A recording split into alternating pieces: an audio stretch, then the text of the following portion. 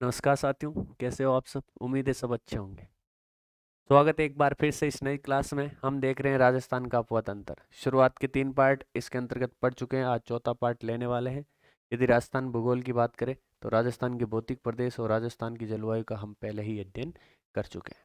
अपने द्वारा आरबीएससी किताबों का जो सार है उसकी भी आप जाके प्लेलिस्ट में क्लासें देख सकते हैं। तो देखिए, शुरुआत करते हैं इस क्लास की। यदि सबसे पहले अपने YouTube चैनल पर आप नए हैं तो जरूर जुड़े, अपने यार दोस्तों को शेयर करें।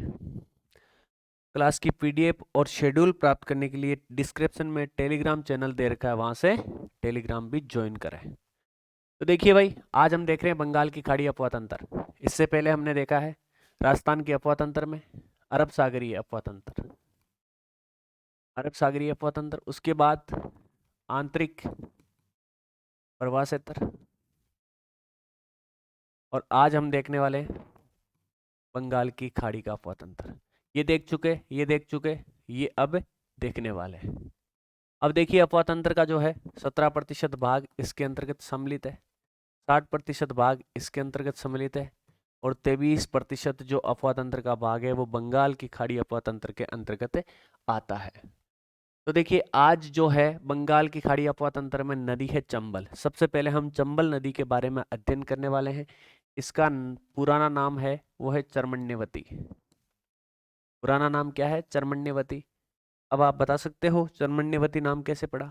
महाभारत काल के अनुसार इसे कहा जाता है कि राजा रंतिदेव जो है चंबल नदी के किनारे यज्ञ किया करते थे, और उन यज्ञों में वो पशु की बलि दिया करते थे।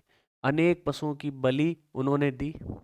जो चंबल नदी के किनारे आर्द्रचरम बचा, उसी के नाम पर चर्मण्यवती इस नदी का नाम पड़ा। इसे और क्या कहते हैं भाई? इसे बहारे मासी नदी कहते हैं, क्योंकि यह साल भर बहने वाली नदी है। और इसे क्या कहते हैं? इसे कामधेनु भी कहते हैं। कामधेनु भी इस नदी को कहा जाता है। अब देखिए, इस नदी का उद्गम कहाँ से होता है भाई?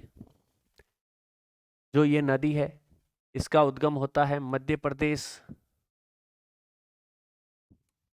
मध्य प्रदेश के महू स्थित, कौन सी जगह? महू स्थित जो जाना पाव की पहाड़ियां हैं, जाना पाव की पहाड़ियां हैं,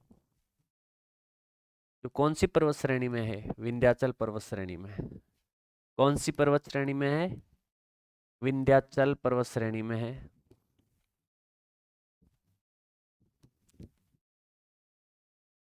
जानापाव की पहाड़ियों से ये नदी निकलती है। देखिए, मध्य प्रदेश के मऊ स्थित जानापाव की पहाड़ियों से जो है चंबल नदी निकलती है। जानापाव की पहाड़ियां कौन सी पर्वत श्रेणी में है? सतपुड़ा में नहीं है भाई, विंध्याचल पर्वत श्रेणी में स्थित है। देखिए, राजस्थान में ये प्रवेश कहाँ से करती है? ये नदी राजस्थान के दक्षिण दिशा से प्रवेश करती है और दक्षिण पूर्व दिशा की ओर बहती है। ये नदी है जो आपके चौरासीगढ़,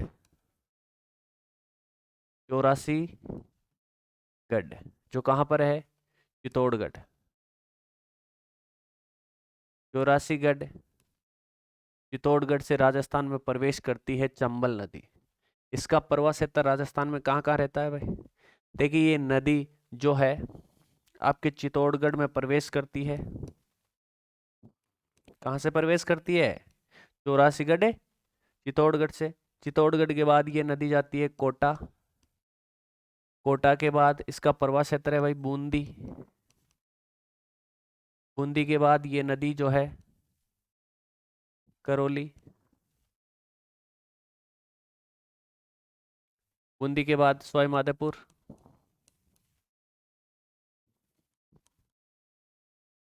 उसके बाद करौली और धौलपुर। राजस्थान में जो चंबल नदी का प्रवाह क्षेत्र है ये 6 जिलों में है भाई। चित्तौड़गढ़, कोटा, बूंदी, सवाई माधोपुर, करौली और धौलपुर में ये नदी बहती है। इसका समाप्ति स्थल कौन सा है? देखिए, चंबल नदी जो है ये आपके जानापाव की पहाड़ियों से निकलती है, राजस्थान में चौरासीगढ़ से प्रवेश करती है और 6 जिलों में बहने के बाद समाप्ति स्थल जो है इटावा के निकट। इटावा के निकट। इटावा कहाँ है? उत्तर प्रदेश में भाई। इटावा के निकट ये क्या करती है, ये नदी जो है, ये नदी जो है किस में मिल जाती है, यमुना में मिल जाती है। किस में मिल जाती है, ये चंबल नदी है। ये कौन सी नदी है भाई आपके, ये यमुना नदी है। तो इटावा के निकट, इटावा कहाँ पड़ता है, उत्तर प्रदेश में। उत्तर प्रदेश के इटावा के निकट यमुना नदी में मिल जाती है चंबल नदी।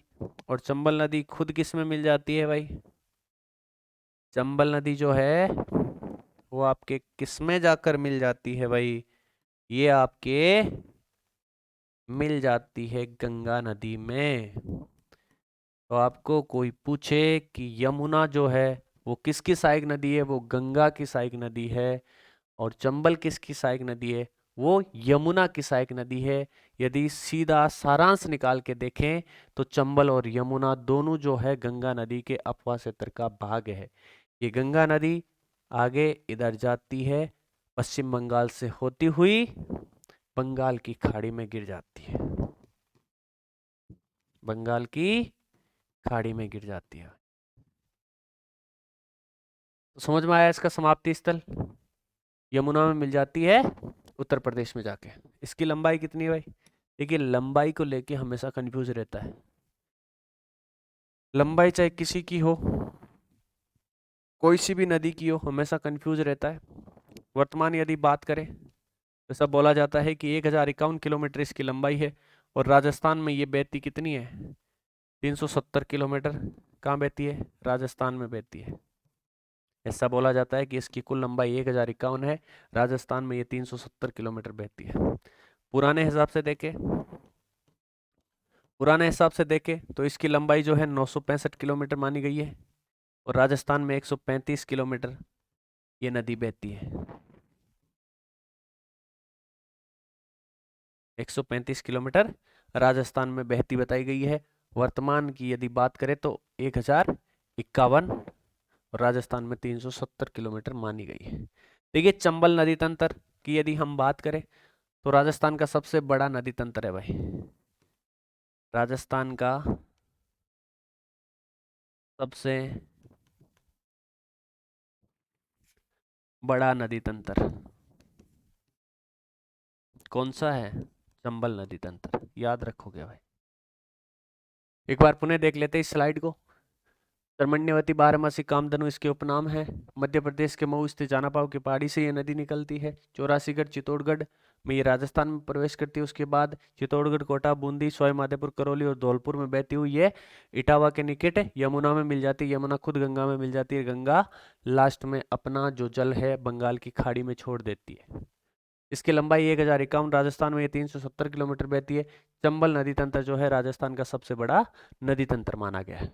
आगे चलिए, देखिए इसकी सहायक नदियों की यदि हम बात करें, चंबल की सहायक नदियां, बाईं ओर से मिलने वाली भी सहायक नदियां, दाईं ओर से मिलने वाली भी इसकी सहायक नदियां है।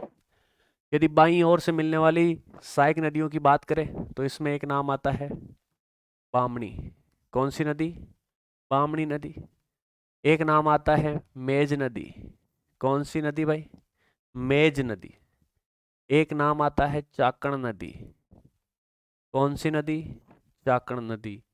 एक नाम आता है बनास। क्या नाम आता है, बनास। और ये जो बनास नदी है ये चंबल की सबसे बड़ी सहायक नदी है भाई, सबसे लंबी सहायक नदी है। कौन सी, बनास। तो बाईं ओर से मिलने वाली चार नदियां हम मुख्यतः मानी गई है, और भी है छोटी मोटी, लेकिन मुख्य यदि हम बात करें तो चार नदियों के नाम याद रखने हैं। चारों नाम कौन कौन से, बामणी, मेज, चाकण और बनास। बनास की नदी है और चंबल मिलन वाली स्यम लंबी नदी है भाई, आ याद रखनी है थाने। स्यम लंबी नदी कौन सी है, वह है बनास। अब देखो दाईं ओर से मिलने वाली नदियां, अरे बाएं भागू मिले जना, दाएं भागू भी तो मिलसी ना। तो दाईं ओर से मिलने वाली जो नदियां हैं उनमें देखो काली सिंध, कौन सी नदी? काली सिंध। उसके बाद एक नदी आती है आहू, जो इसकी सहायक नदी मान सकते हैं, हालांकि ये आहू नदी है, ये खुद काली सिंध में गिरती है, काली सिंध चंबल में जाकर गिर जाती है। एक नदी है आपके पार्वती, कौन सी नदी? पार्वती नदी। एक आपके नदी है छापी नदी, कौन सी नदी? छापी नदी। तो देखिए दाईं ओर से मिलने वाली काली सिंध, आहू, पार्वती, छापी, एक नदी है जिसका नाम है परवन नदी। क्या नाम है? परवन नदी।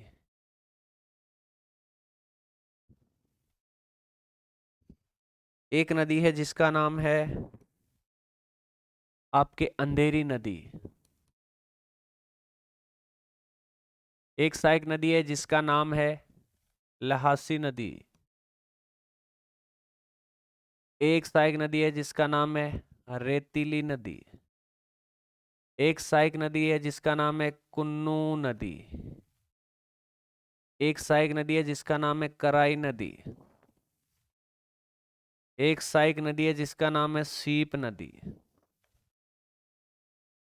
देखो एक बार पुनः देख लेते हैं। दाईं ओर से मिलने वाली काली सिंध, आहू, पार्वती, छापी, परवन, अंधेरी, लाहसी, रेतीली, कुन्नू, कराई और सीप, ये जो नदियां हैं दाईं ओर से मिलती है, और बाईं ओर से बामणी, मेज, चाकण और बनास प्रमुख नदियां हैं जो बाईं ओर से मिलती है भाई। अब देखो सबसे लंबी सहायक नदी कौन सी है? सहायक नदी जो हमने देख लिया कौन सी है, बनास है। तो यदि आपको कोई पूछे एग्जाम सेंटर में, कौन पूछेगा? पेपर में ही पूछेगा। तो सबसे लंबी जो सहायक नदी आप बताओगे वो कौन सी है? बनास नदी है। अब देखो इस पे बांध बनाए गए हैं भाई, चंबल नदी पर बांध। चंबल नदी पर कितने बांध बनाए गए हैं? 4 बांध बनाए गए हैं। कितने? 4 बांध बनाए गए हैं। फर्स्ट फेज में, सेकंड फेज में और थर्ड फेज में, मतलब 3 फेज में 4 बांध बनाए गए हैं। पहले फेज में कौन कौन से बांध बनाए गए? तो एक देखिए इसमें बनाया गया आपके गांधी सागर बांध, गांधी सागर बांध।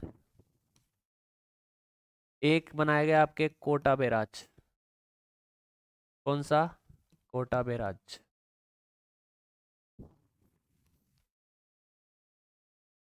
सेकंड फेज में एक बांध बनाया गया था जिसका नाम था राणा प्रताप सागर बांध, राणा प्रताप सागर बांध।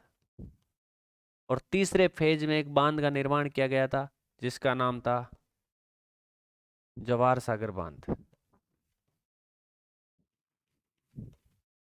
जवाहर सागर बांध। अब देखिए भाई 3 फेज में 4 बांध, या हम बोले कि चंबल जो है, चंबल नदी पर 4 बांधों का निर्माण किया गया है, गांधी सागर बांध, कोटा बैराज, राणा प्रताप सागर और जवाहर सागर बांध। अब देखिए इनके बारे में कुछ देख लेते हैं और जो महत्वपूर्ण जानकारी चारों बांधों के बारे में। देखिए 4 बांध जो है फर्स्ट फेज में बना था, 2 बांध, जिसमें से पहला कौन सा है? गांधी सागर बांध, गांधी सागर बांध। इसकी स्थिति कहाँ है भाई? ये कहाँ पर है? आपके एमपी में है। ऐसा माना जाता है कि ये बांध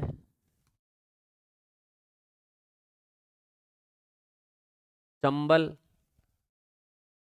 जो कैसी परियोजना, बहुउद्देशीय परियोजना, बहुउद्देशीय परियोजना किसे कहते हैं? जिसका उद्देश्य एक से अधिक हो। चंबल बहुउद्देशीय परियोजना का सबसे बड़ा बांध कौन सा है भाई? गांधी सागर बांध। यहां पर नाम चंबल बहुउद्देशीय परियोजना आया है। बहुउद्देशीय परियोजना मतलब क्या होता है? बहुउद्देशीय का मतलब होता है जिस परियोजना का उद्देश्य एक से अधिक हो, जैसे सिंचाई का हो, पेयजल का हो या विद्युत प्राप्ति का हो, तो उसे क्या कहेंगे? बहुउद्देशीय परियोजना। अब दूसरा हमने इसमें देखा कोटा बैराज। कोटा बैराज, इस बांध को चंबल का सिंचाई बांध कहा जाता है। चंबल का सिंचाई बांध कहा जाता है। कौन सा बांध? कोटा बैराज। उसके बाद जो है सेकंड फेज में एक बांध बना था, और संख्या की दृष्टि से तीसरा बांध जो है राणा प्रताप सागर बांध। राणा प्रताप सागर बांध। ये जल भराव क्षमता के अकॉर्डिंग, जल भराव क्षमता के हिसाब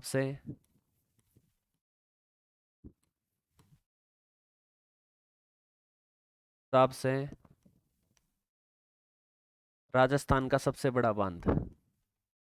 राजस्थान का सबसे बड़ा बांध कौन सा है भाई? राणा प्रताप सागर बांध। अब देखिए जो राउतवाटा परमाणु विद्युत गृह है, रावतबाटा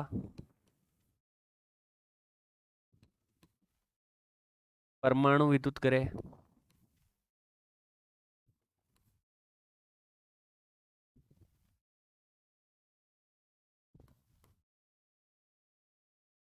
को जो है जल की आपूर्ति किसके द्वारा की जाती है? राणा प्रताप सागर बांध के द्वारा की जाती है। अब इसमें नंबर 4 एक बांध है जिसका नाम है जवाहर सागर बांध। जवाहर सागर बांध। इस बांध को चंबल का पिकअप बांध कहा जाता है।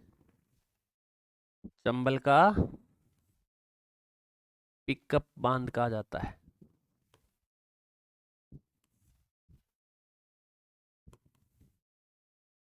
कौन सा बांध? जवाहर सागर बांध। ये 4 बांध है भाई, चंबल नदी पर ये 4 बांध बनाए गए हैं। अब यदि हम बात करें इन बांधों की, कि चंबल के उद्गम से, चंबल के उद्गम से बांधों का क्रम, बांधों का क्रम। तो आपको पता है चंबल नदी का उद्गम कहाँ से होता है? जाना पाओ की पहाड़ी मध्य प्रदेश से होता है। तो सबसे पहले यदि आप देखोगे तो बांध आएगा गांधी सागर। गांधी सागर। उसके बाद जो बांध आएगा उसका नाम है राणा प्रताप सागर बांध। राणा प्रताप सागर बांध। उसके बाद जो बांध आएगा वो आएगा जवाहर सागर बांध।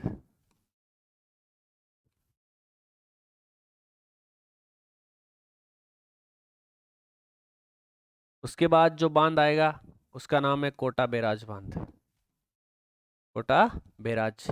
तो चंबल नदी के उद्गम से लेकर उसके मुहाने की तरफ जाने पर आपको ये 4 बांध मिलेंगे। सबसे पहले गांधी सागर, ये कहाँ पर है भाई? ये आपके एमपी में है। और ये तीनों कहाँ पर है? ये तीनों राजस्थान में है। और राजस्थान में भी यदि बात करें तो ये जो बांध है ये है आपके चित्तौड़गढ़ में।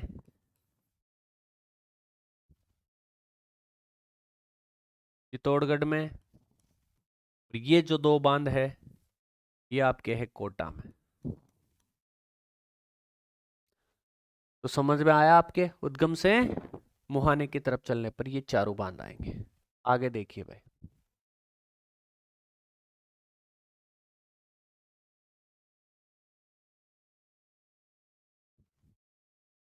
आगे देखिए जलप्रपात।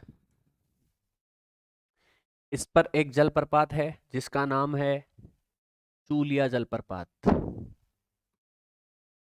कौन सा जलप्रपात? चूलिया जलप्रपात, जो कहाँ पर है? चित्तौड़गढ़ में है भाई। कहाँ पर है? चित्तौड़गढ़ में। और ऐसा माना जाता है कि राजस्थान का सबसे ऊंचा जलप्रपात है। राजस्थान का सबसे ऊंचा जलप्रपात, सबसे ऊंचा जलप्रपात, इसकी ऊंचाई कितनी है भाई? 18 मीटर। कितनी है? 18 मीटर। तो समझ में आया राजस्थान का सबसे ऊंचा जलप्रपात कौन सा? चूलिया। कौन सी नदी के किनारे पर या कौन सी नदी पर बना हुआ है? वो आपके चंबल नदी पर बना हुआ है। कहाँ पर बना हुआ है? चित्तौड़गढ़ में बना हुआ है। देखिए इस नदी के जो है किनारे पर दुर्ग भी बने हुए हैं भाई। दो दुर्ग है, एक है बेंसरोडगढ़, बेंसरोडगढ़ दुर्ग, जो कौन सी दो नदियों के संगम पर है भाई? यदि हम बात करें तो बेंसरोडगढ़ जो दुर्ग है वो आपके चंबल व बामणी नदी के संगम पर है।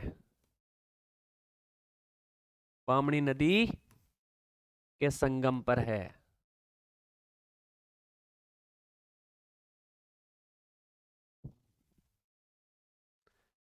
संगम पर है। एक और गढ़ ये दुर्ग बना हुआ है भाई, जिसका नाम है गढ़ पैलेस कोटा दुर्ग। गढ़ पैलेस कोटा दुर्ग, ये कहां पर है? ये आपके चंबल नदी के किनारे पर है। चंबल नदी के किनारे पर है। तो दो दुर्ग आपको याद करने हैं। एक जो है चंबल व बामणी नदी के संगम पर है, जिसका नाम है बेंसरोडगढ़ दुर्ग, ये कहाँ पर पड़ता है? चित्तौड़गढ़ में। दूसरा है गढ़ पैलेस, जो कोटा दुर्ग के नाम से जाना जाता है, ये चंबल नदी के किनारे पर अवस्थित है। आगे देखिए, इसके निकट अभ्यारण्य भी स्थित है भाई। एक अभ्यारण्य जिसका नाम है राष्ट्रीय चंबल घड़ियाल अभ्यारण्य। राष्ट्रीय चंबल घड़ियाल अभ्यारण्य कौन सी नदी के किनारे है भाई? ये आपके चंबल नदी के किनारे। एक है जिसका नाम है बेंसरोडगढ़ अभ्यारण्य। बेंसरोडगढ़ अभ्यारण्य, वो भी कौन सी नदी के किनारे है? वो भी आपके चंबल नदी के किनारे है भाई। अब देखिए, एक ये त्रिवेणी संगम बनाती है चंबल नदी, दो अन्य नदियों के साथ मिलकर एक त्रिवेणी संगम का निर्माण करती है। और वो पवित्र त्रिवेणी संगम कहां पर बनता है भाई? ये आपके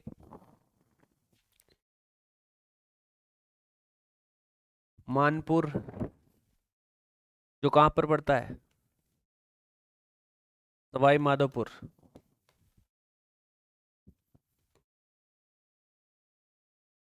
मानपुर स्थित जो है कौन सी जगह? रामेश्वरम।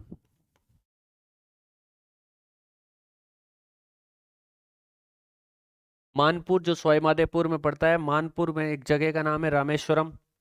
यहां पर जो है चंबल नदी त्रिवेणी संगम बनाती है। कौन सी दो नदियों के साथ भाई? कौन सी दो अन्य नदियों के साथ त्रिवेणी संगम बनाती है? देखो, चंबल नदी जो है वो दो अन्य नदियों, बनास जो बाईं ओर से आती है और एक सीप जो इसके दाईं ओर से आकर मिलती है, ये तीनों नदियां सवाई माधोपुर के रामेश्वर नामक जगह पर आकर एक त्रिवेणी संगम का निर्माण करती है भाई। यहां से सवाल पूछा जाता है, खास तौर पे याद रखना है। आगे देखिए, एक नोट लगा रखा है, राजस्थान का एकमात्र हैंगिंग ब्रिज चंबल नदी पर बना हुआ है और इससे NH 27 गुजरता है। ये कौन सी नदी पर बनाया गया है भाई? ये आपके चंबल नदी पर बनाया गया है। आगे देखिए, ये चंबल नदी को मानचित्र के माध्यम से या चार्ट के माध्यम से आपको दर्शाया गया है।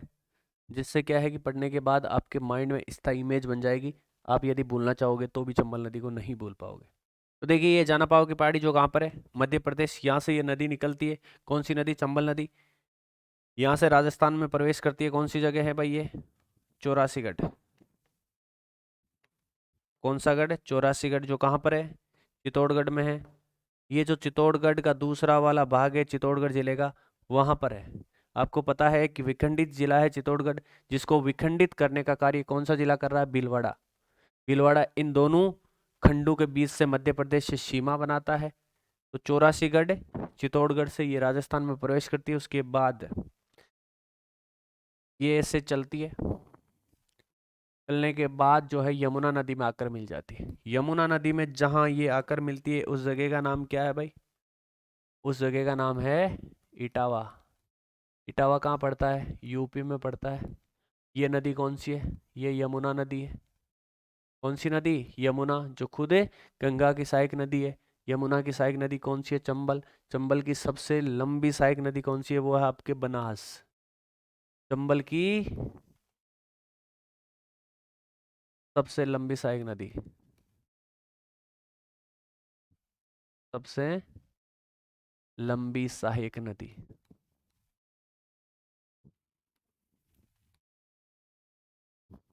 कौन सी है, बनास है। तो यहां तक आपको याद हुआ होगा भाई। देखो जाना पाओ की पहाड़ी से निकलती है, चौरासीगढ़ चित्तौड़गढ़ राजस्थान में प्रवेश करती है। उसके बाद राजस्थान की चित्तौड़गढ़, कोटा, बूंदी, सवाई माधोपुर, करौली और धौलपुर में बहने के बाद इटावा यूपी में यमुना नदी में मिल जाती है। कौन सी नदी, चंबल नदी।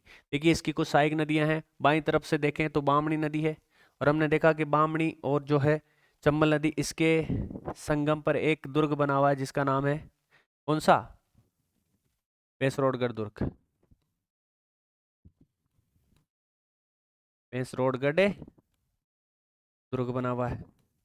उसके बाद जो एक सहायक नदी है बाईं ओर से मिलने वाली, उसका नाम है मेज नदी।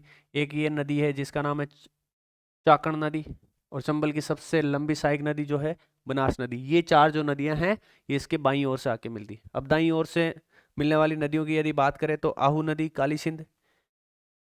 आहू नदी खुद काली सिंध में गिरती है, काली सिंध चंबल में गिर जाती है। इधर से देखिए परवन नदी है, ये परवन नदी भी किस में आकर गिरती है, ये काली सिंध में, काली सिंध जाकर चंबल में गिर जाती है। तो ये जो सारी नदियां हैं वो चंबल का ही भाग है, या चंबल बेसिन का ही भाग है। तो दाईं ओर से मिलने वाली सहायक नदियों में आहू, काली सिंध, परवन। यहाँ पर देखिए एक नदी है भाई जिसका नाम क्या है, नेवज नदी है। ये नेवज भी किसकी भाग है, किसका भाग है भाई, वो आपके चंबल का ही भाग है। एक नदी और है जिसका नाम है छापी। तो ये देखिए सारी चंबल की सहायक नदियों में शामिल होगी भाई। आहू, काली सिंध, छापी, नेवज, परवन। आपको मानचित्र के माध्यम से याद रखना है, ट्रिक के माध्यम से भी हम याद करवा सकते हैं, पर हो सकता है ट्रिक के माध्यम से भूल जाओ। लेकिन ये जो इमेज आपके दिमाग में छप रही है, ऐसा बोला जाता है कि आप पूरा चार्ट देकर यदि दिमाग में छाप ले तो वो कदे ही कौन बोला इस्ता ही करण हुआ भी को। और मैं चाहूंगा हज्जियां उज्जियां ताके दिमाग में छपे। तो परवन, नेवज, छापी, काली सिंध, आहू, ये क्या है, ये इसकी सहायक नदियां। ये देखिए पार्वती है, इधर एक नदी आती है जिसका नाम है अंधेरी नदी। इसमें एक नदी आकर मिलती है जिसका नाम क्या है, रेतीली नदी। इसमें एक नदी और आकर मिलती है जिसका नाम क्या है, ल्यासी नदी। तो ये किसकी सहायक नदियां हैं भाई, ये सारी चंबल की सहायक नदियां। ये देखिए सीप नदी, ये तीनों मिलकर यहाँ पर एक त्रिवेणी संगम बनाती है। कहाँ पर, रामेश्वरम के पास, जो कहाँ पर पड़ता है, सवाई माधोपुर में।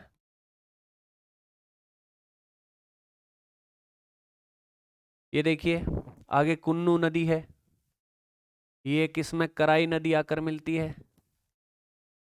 तो ये किसकी सहायक नदियां हैं भाई, ये सहायक नदियां हैं आपके चंबल की। तो ये तमाम नदियां आपको याद करना है, बहुत ही अच्छी और इम्पोर्टेंट जानकारी है। और ये चार्ट यदि हम देखें तो बहुत ज़्यादा इम्पोर्टेंट हो जाता है। एक बार पुनः इस चार्ट को देख लेते हैं। जनापाव की पहाड़ी से निकलती है, राजस्थान के चौरासीगढ़ से प्रवेश करती है। उसके बाद ये कहाँ, चित्तौड़गढ़, कोटा, बूंदी, सवाई माधोपुर, करौली, धौलपुर में बहने के बाद ये यूपी इटावा में मिल जाती है। और इसकी सहायक नदियाँ इधर से देखो तो बामणी, मेज, चाकण और बनास है। इधर से देखोगे तो आहू, कालीसिंध, नेवज, छापी, परवन, ल्यासी, रेतीली, अंधेरी, पार्वती, ये जो है सीप, कराई, कुन्नू, ये तमाम क्या है, ये आपके चंबल की सहायक नदियाँ। तो आज के लिए इतना ही भाई, मिलेंगे नेक्स्ट क्लास में, तब तक के लिए जय हिंद, जय भारत।